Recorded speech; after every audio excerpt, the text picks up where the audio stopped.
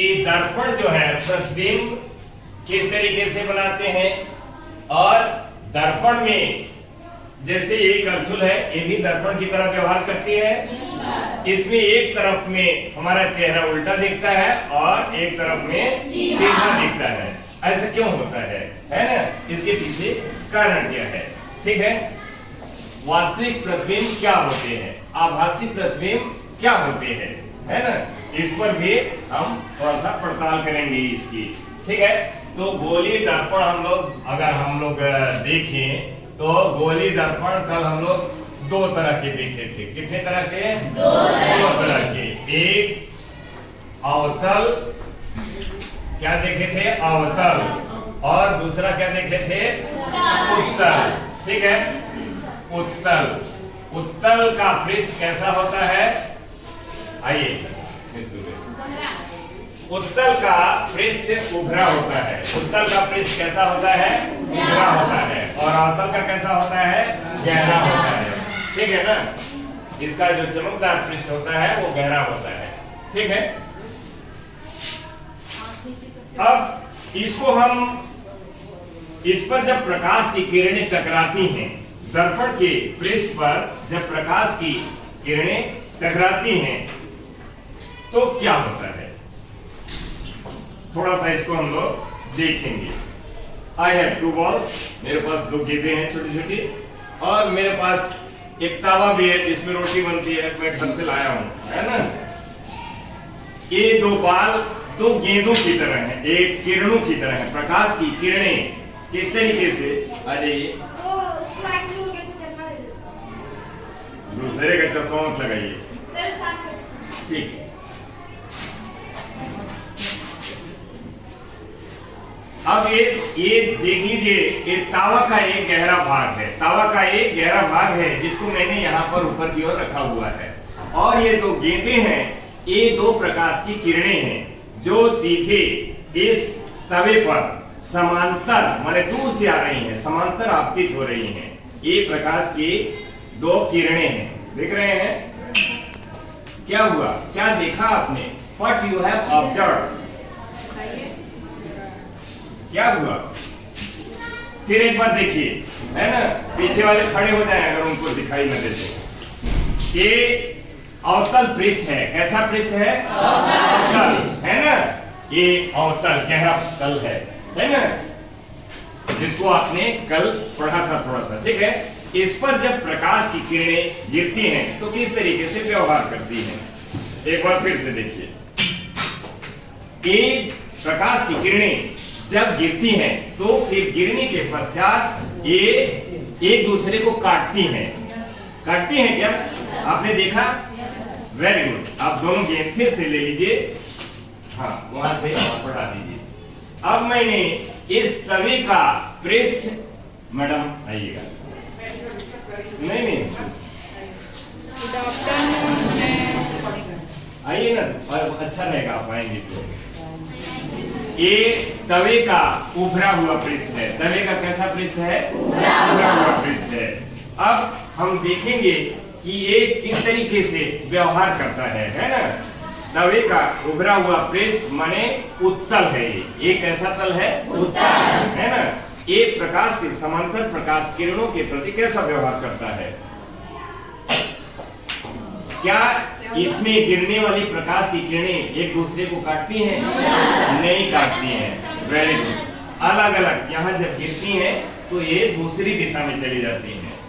आपके ये उत्तल और अवतल दर्पण प्रकाश किरणों के प्रति ठीक ऐसा ही व्यवहार करते हैं। ठीक है, इसको हम लोग फिर से एक बार एक दूसरे तरीके से देखेंगे। ठीक है, मेरे पास एक लेजर टॉर्च है,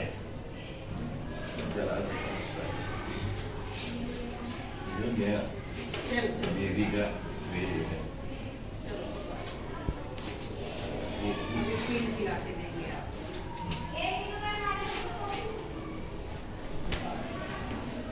एक मिनट आइए।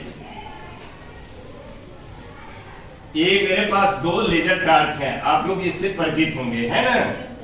अब मेरे पास ये जो दर्पण है मैं इसको यहाँ पर रखता हूँ, ठीक है ना? ये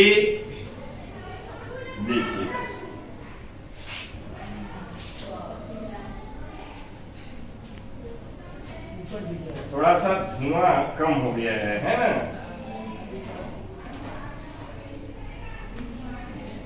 इसको ठीक से देखने के लिए हमको थोड़ा और धुआं करना पड़ेगा। ये आप फिर भी यहाँ पे देख पा रहे हैं, आप थोड़ा नजदीक से इसको दिखाइए, आ जाइए। यहाँ जो प्रकाश की किरणें, लेजर टाइल्स की जो किरणें हैं इस तल पर जो पड़ रही हैं, वो परावर्तन के पश्चात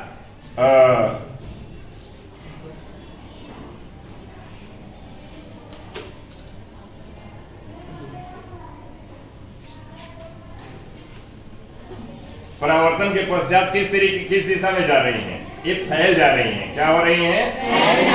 फैल जा रही हैं। इसका मतलब ये जो दर्पण है आपका, कैसा दर्पण है? उत्तल है कि अवतल है?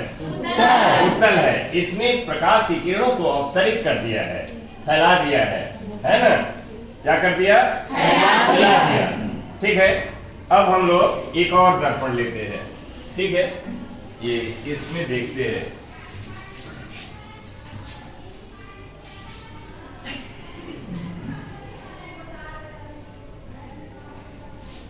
अब ये दर्पण प्रकाश की किरणों को क्या कर रहा है?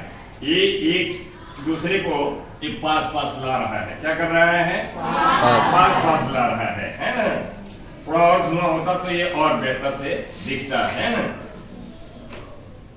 चलिए अब इसको थोड़ा सा समझते हैं। अब हम इसको, ये आपको इसमें ट्रांसफर कर देते हैं, नहीं तो ये ट्रे जल जाएगी दीदी की ट्रे। ठीक है मैडम।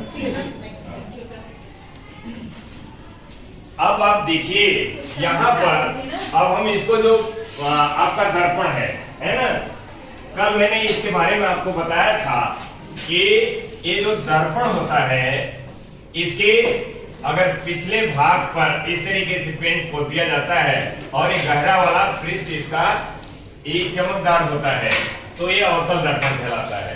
हम अभी अवतल दर्पण की बात कर रहे हैं। और ये जिस गोले का केंद्र होता है उसको इस दर्पण का वक्रता केंद्र कहते हैं, और इसको सी से दिखाते हैं। कैसे दिखाते हैं? सी से। ठीक है, अब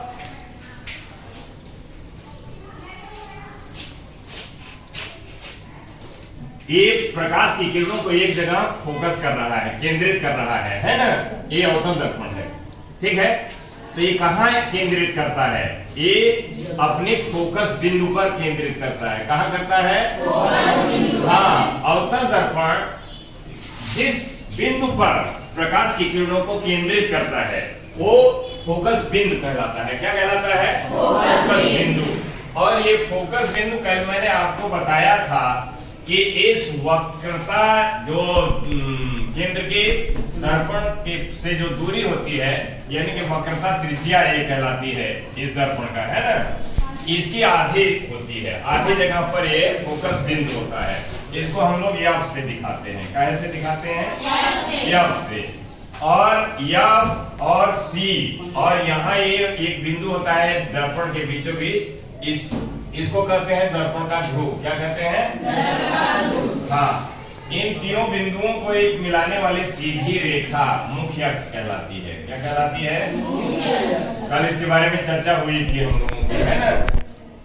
ठीक है, अब जब प्रकाश की किरणें इस मुख्य अक्ष के समांतर चलती हुई यहाँ पर गिरती हैं, है ना? प्रकाश की किरणें इस मुख्य अक्ष के समांतर चलती हुई गिरती हैं, है ना? यहाँ पर दर्पण पर, तो क्या होता है? हम आती तो बहुत सारी प्रकाश की किरणें हैं, लेकिन हम दो प्रकाश किरणों को लेंगे, है ना? एक तो ये प्रकाश किरण है ना? ये क्या करती है?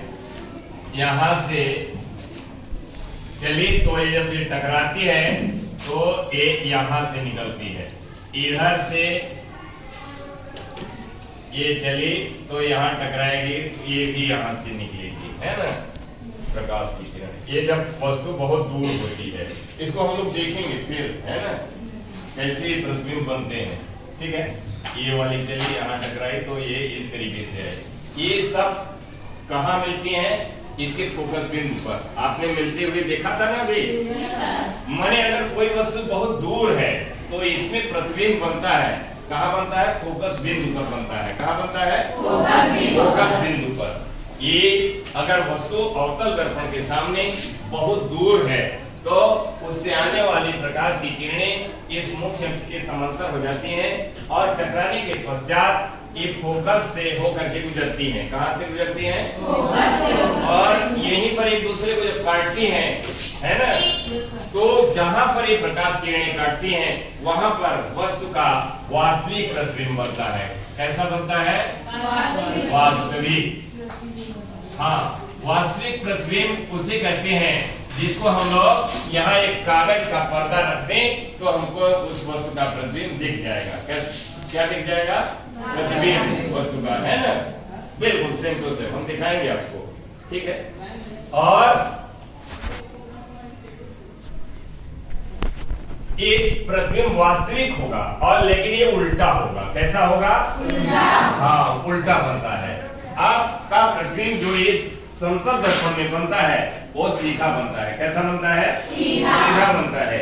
लेकिन आपने इस कंसोल में देखा कि आप उल्टे दिखते हैं। कैसे दिखते हैं? उल्टे। हाँ, उल्टे दिखते हैं, ठीक है। ये अवतल दर्पण है ना, इस, ठीक है ना। और उल्टा तो दिखता ही है। इसमें और बात, क्या बात? ये बहुत छोटा होता है। कैसा होता है? छोटा। हाँ, बहुत छोटा होता है।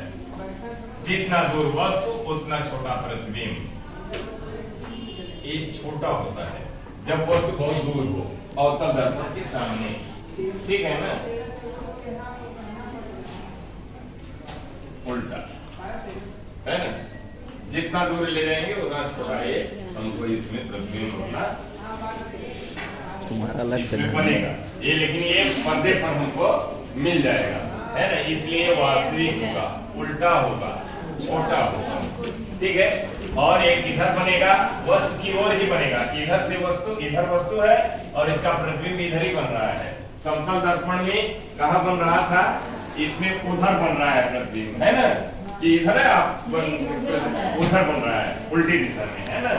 लेकिन अवतल दर्पण में जो प्रतिबिंब बनता है ये वस्तु की ओर ही बनता है। कहाँ बनता है? वस्तु की ओर।